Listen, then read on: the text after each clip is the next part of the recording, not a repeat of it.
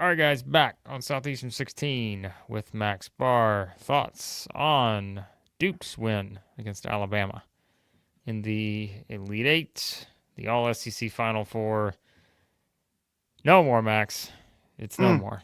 So mm. instead, we got the 2-1 seeds marching on to the Final Four so far. We'll see if what happens tomorrow with the other games. But yeah, Duke just sort of took it to Alabama here, and defensively, it was just a much different game than we saw Alabama had against BYU.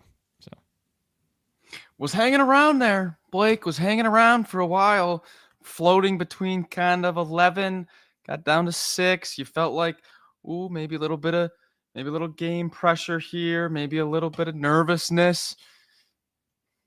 Couldn't break through. The defense of Duke was the difference there. We had said, hey, Malawash, pretty new to basketball and an absolute force for what this Duke team is built on with their defense and rim protection. Maybe you get him into a few fouls with how fast paced this game is going to be, with how Alabama gets out and run. Maybe, hey, in the second half, you're hanging around. Malawash picks up a foul or two. The rim protection kind of eases up, and you can feel momentum turn to Alabama. Got a little bit going there in that second half, but then Duke would either have a stop and a easy defensive rebound, whether it was Knipple, Flag, a little bit of Proctor there in spurts offensively. Just the Blue Devils, just a little bit too much for the Tide to handle. No 25 threes this time around. 8 of 31, 25.8%. Sears was really struggling with the size, just 2 of 12 from the floor. Tough team to beat, but hey, Alabama fans, you've been to 4 second weekends in the past 5 years, and you just lost to one of the best college basketball teams in the history of the sport. all right, Max, you are gonna laugh, but of course we're having some technical issues Ah, again. So I'm gonna reload this and come right back in. All right. all right. I will talk to the folks. Let's see. Yeah, Cliff. The thing about Big Cliff there was you really needed him. You really needed Big Cliff to have one of those big time performances physically, battling against Malawash and Flag. Doesn't quite give just 2 rebounds, 4 points. Um, you would have wanted that's why you got Cliff. That's why we had Alabama number 1 in our preseason rankings. We were like, that was the difference between last year's team and this year's team. They've got the big man down low this time. Duke had the better big man tonight. Yep. No, they did for sure. It was definitely the case again with how they played. I mean, my goodness, it was. Um, yeah, I mean, I think like we said, it was certainly going to be a situation where, look, you just knew the defensive element was going to come into play here. I mean, we talked about. I mean, that was what everyone was mentioning on after the BYU game, right? It was just sort of talking about how the defensive pushback was really not there that much, and now I think when you look at it from the standpoint of knowing what you're facing here against Duke, and that's what we said, like it's sort of, it's one of those things where, look, we get it. We were talking about the ACC all year long, but the grand scheme of things, like you can't just base a team necessarily on their conference when they look like this. And we mentioned like all the defensive numbers for Duke. Certainly the offensive numbers are ridiculous, but I mean the defensive numbers, come on, right? I mean, we knew that it was going to be a challenge probably. Still expected a high scoring game, but I mean, again, when you look at the final numbers, it's just one of those where when you're just not giving up a lot of good shots, um, you have a much better chance to win. And Duke did not give up a lot of easy looks here, and that was certainly one of the big stories, like you said, and certainly the front court played out in Duke's favor here. Yeah, this is going to be Alabama's second lowest output of the season. The other one was that very weird home game against Ole Miss where they turned it over 21 times. They had 64 in that, right now at 65 with under a minute left.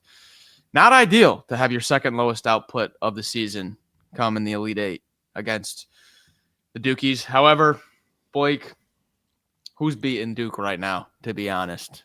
I mean, they look like the team to beat through and through. They have created a significant analytical gap on no matter what ranking you're looking at. Cooper Flagg has created a significant statistical gap in the KenPom Player of the Year rankings. I know we're an SEC channel, and we probably have no Duke fans in here, but guys, Duke is the team to beat right now. My gosh.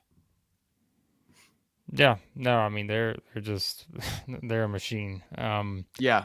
And again, it's not just what all the talk's going to be about. It's the offensive stuff. Like it's the defensive stuff too. And I know again, I know there were some people frustrated. Like, hey, very physical game. Like maybe get a few more fouls and that kind of stuff. But that's not making the difference in this game. I just again, it just came down to you just had a team that pretty much offensively didn't have a lot of things they did poorly here. I mean, they turned it over a few times, maybe more than we're used to for Duke. But other than that, I mean, they were making shots, they were getting some easier looks, and then for Alabama, it was kind of the opposite, right? Just we're not getting a lot of easy looks, and it just felt like there was always a bump, always just something that was just there to kind of prevent any of those somewhat similar looks that Alabama had against BYU, and they just were not the same in this game. So, no, I think, look, to me, this was way more about Duke than it was Yeah. Alabama. I mean, you've got to give credit to the opponent sometimes, and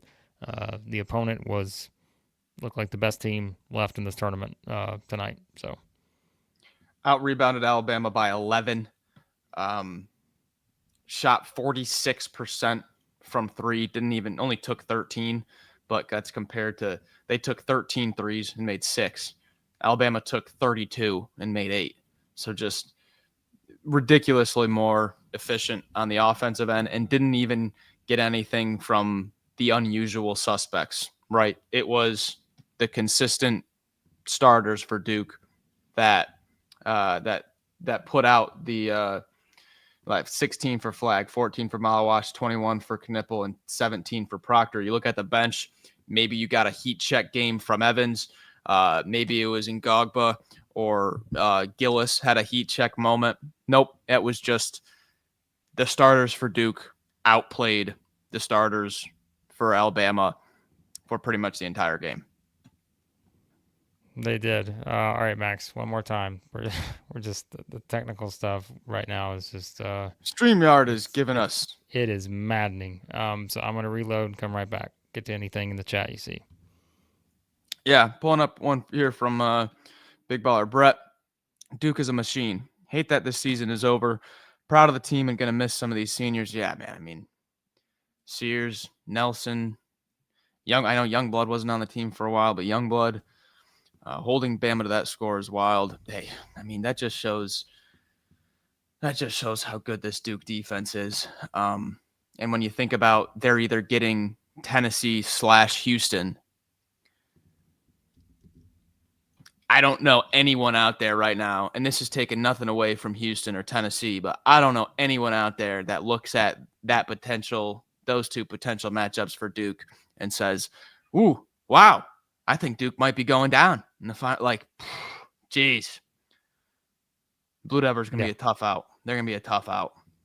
Yeah, I don't think whoever it is. I mean, I just look. You know what you're going up against right now with the way this team's playing, and yeah, and I mean, I think you just look at the overall numbers, right? I mean, we said it, like you just look at the offensive numbers, you look at the defensive numbers, like where is the weakness? And I think again, as you started to see this game play out, sure, Alabama missed some shots, maybe that they were making the other night, maybe some that they hit throughout the season. Holloway missed some.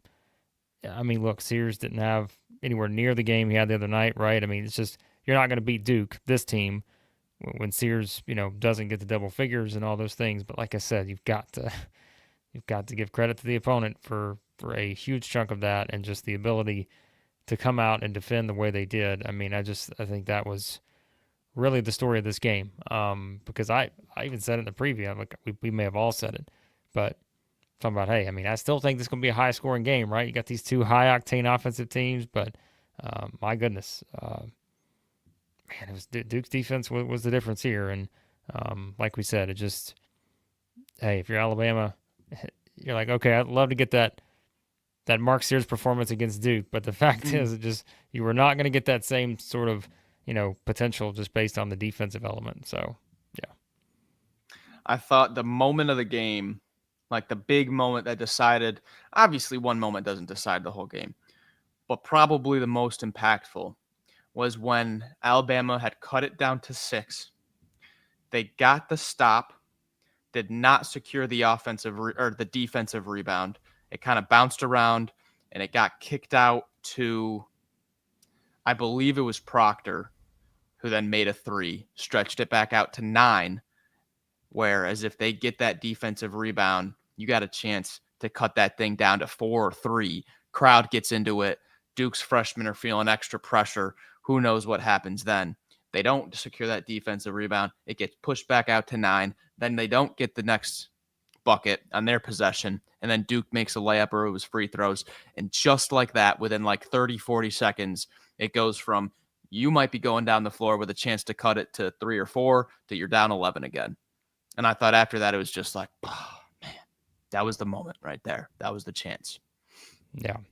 Well, and if you look at this from a scoring standpoint, right? I mean, let's look at some of the previous totals for Alabama dating back to whenever, right?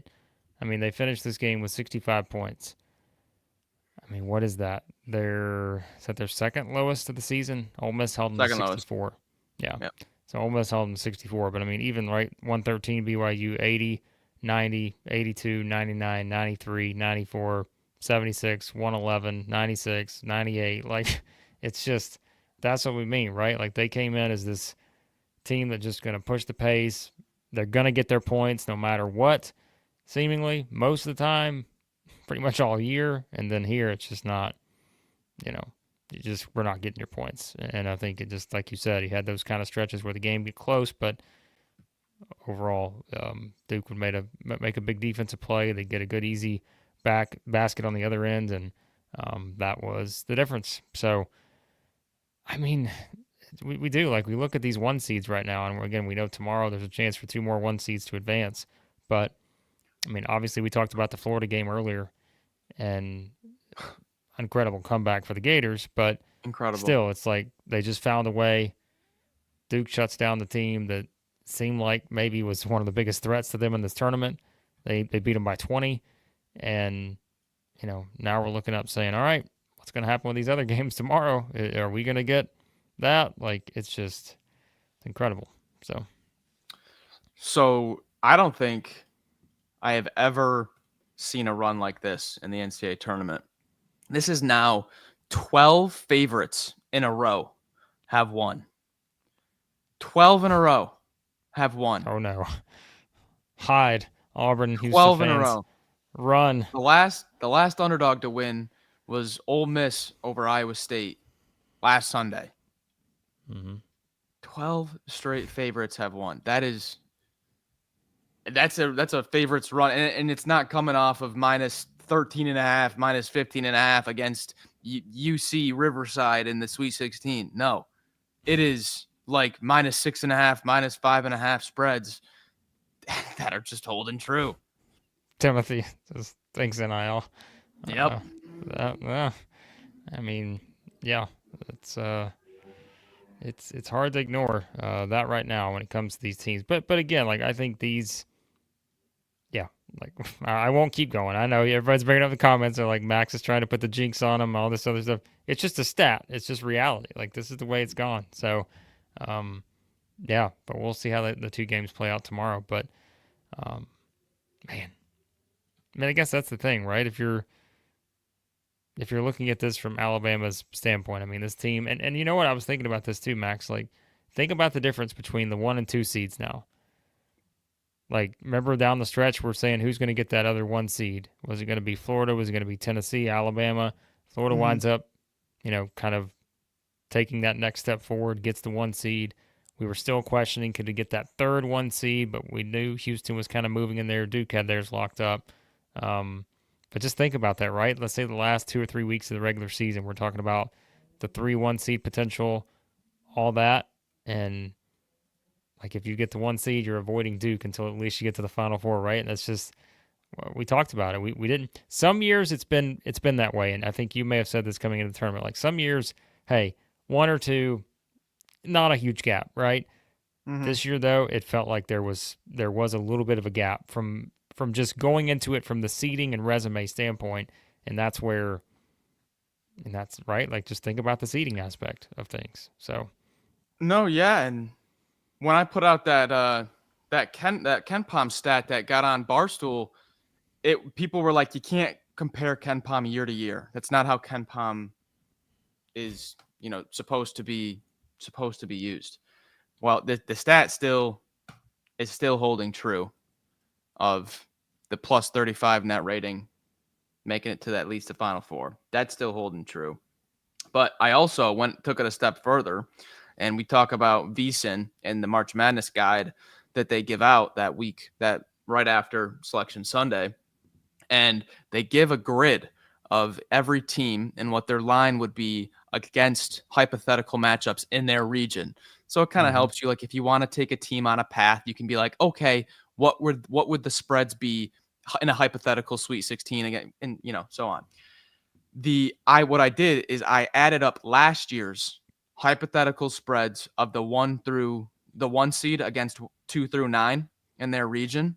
And I took the averages of all of them. This was like some psycho stat stuff I was doing before the tournament. The average spreads last year of the 1 seed against 2 through 9 in their region was about 6.5. They're about a 6.5 point favorite. This year, it was 2 points more, up at 8.5. So, I mean, you're talking the difference between like 10, 20% on your projected chance to win. Like big time change of how much the 1 seeds were favorites this year. Yeah, that's a huge difference. Huge difference. So yeah, I mean, again, I think Duke is, like we said, it's sort of and I know, look, I mean, Shane's gonna bring this up, and like he said, I know how he's saying this, but like Shire can't coach. Duke played in a weak conference. Duke played nobody. Like Final Four bound. Yeah, like that's the thing, right? It's like you can do two things at once. You can say the ACC was not great this year because statistically we know it wasn't, right? But you can also take a step back, hopefully, and realize that when you watch that team play, that's why they are one of those teams, one of those 4 teams that meet that criteria, just because you just look at the level of play and how it's been there all season. Um, and so, yeah, I mean, I think, again, if you were Alabama, you were coming to this game as confident as you've been all season. So, I mean, you had something going here from a momentum standpoint, just a historic record, right? You just had against BYU. But you knew it was going to be just a big drastic difference, I think, on both sides of the court, right? Like BYU is a good offensive team, but when you're facing multiple top draft picks and all that, like it's a different defensive challenge too. But the offense is what it was going to be about because it felt like you just were not going to hold this Duke team down. And yeah, like just each of those guys found a way to make sort of mini runs, it felt like, on their own in this game. And yeah, that was a big difference. So I'm trying to find if there's been an updated reset on the national title odds because, yeah, man, you would have to imagine they're going to try to get you to bite on the Dukies right now. mm-hmm. Oh, I would think so.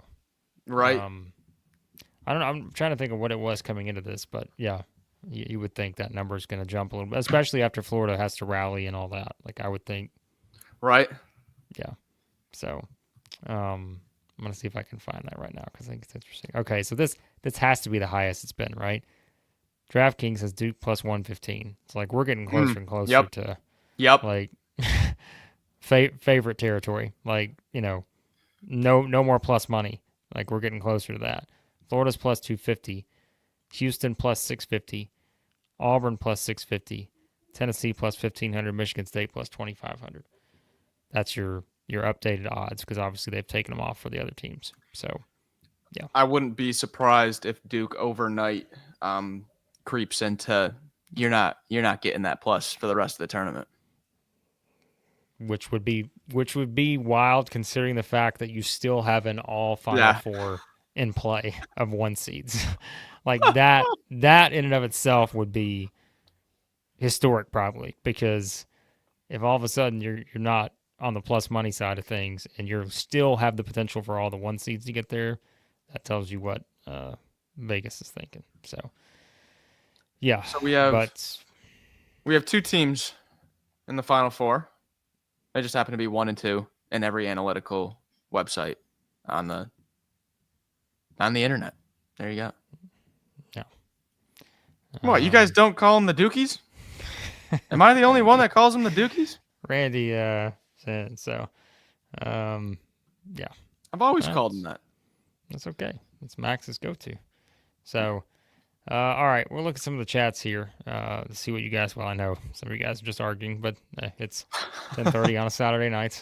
We expect nothing less. But all right, let's get to Zach here. $5 super chat. As an Auburn fan, going to miss Mark Sears, great player.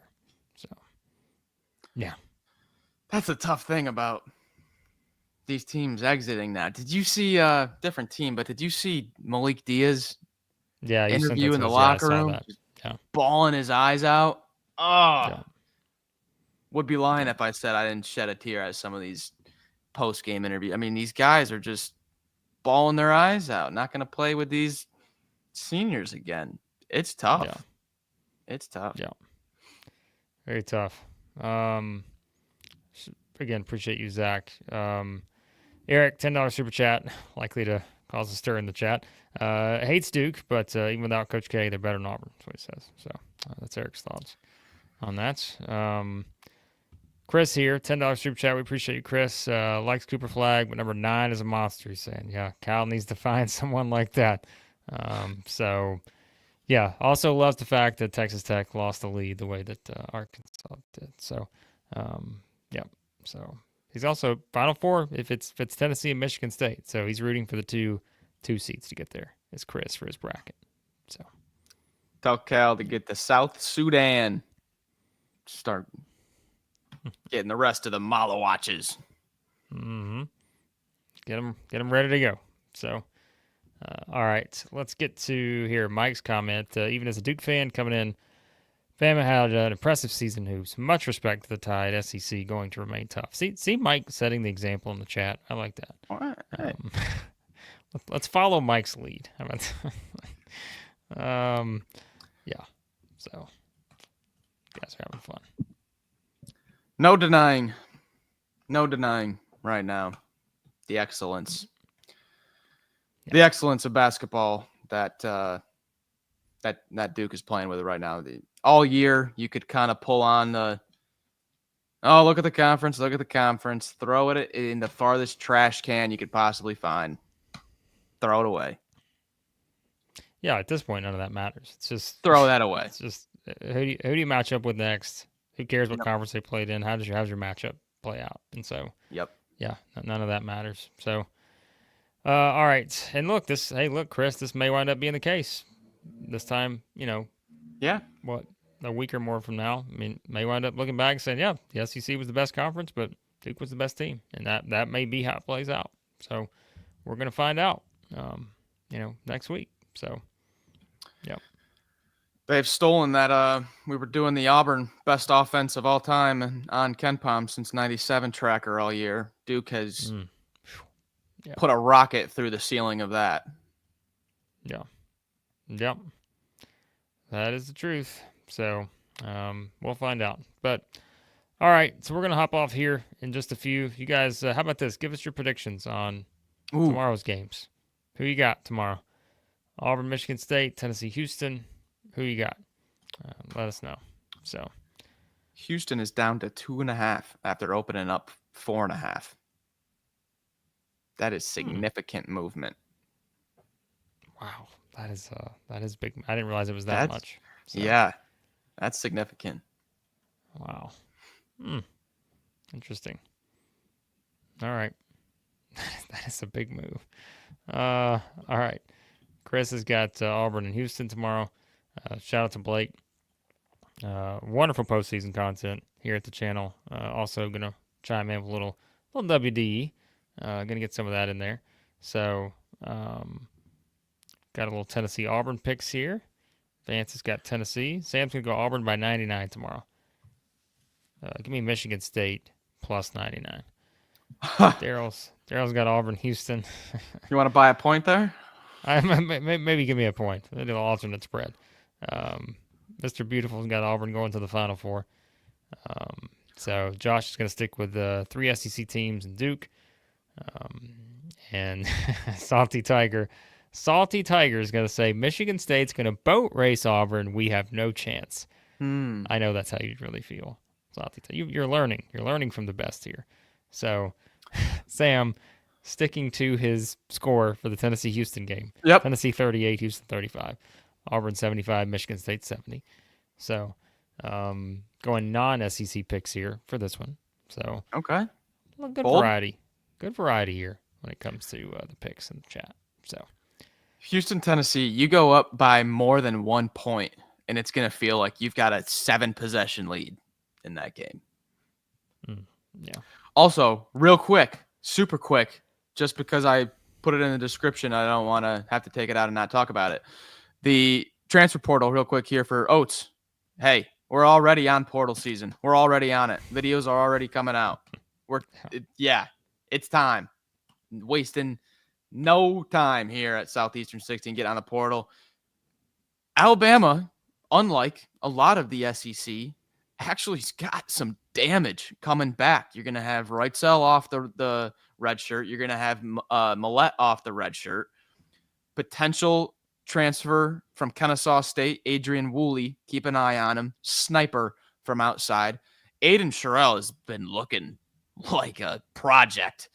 He's been looking really good. And you got Mo D, Jaron Stevenson. Don't know what's going to happen with Darian Reed or Aiden Holloway, where a lot of teams, you're looking at rosters right now as the seasons are ending. We're like, wow, they've got one starter coming back. They got one guy. No, Alabama, you're in a good spot here. Yeah, we're talking transfers. It's transfer season, guys. Come on. Of course we are. Are you kidding me? Like, there's only 6 teams left in this tournament. Like, the transfer portal opened on Monday. There have been 1,400 players who have put their name in the transfer portal since Monday. 1,400. Like, transfer portal season started months ago, if you really think about it. These guys were probably getting all kinds of tampering and all this other stuff going on months ago, maybe. So yeah, that's where we are. So we put out our first transfer video, as you said, today, talking about Cam Williams to Kentucky, and boy, there will be many more to come when it comes to the transfers. So there you go. And returns also.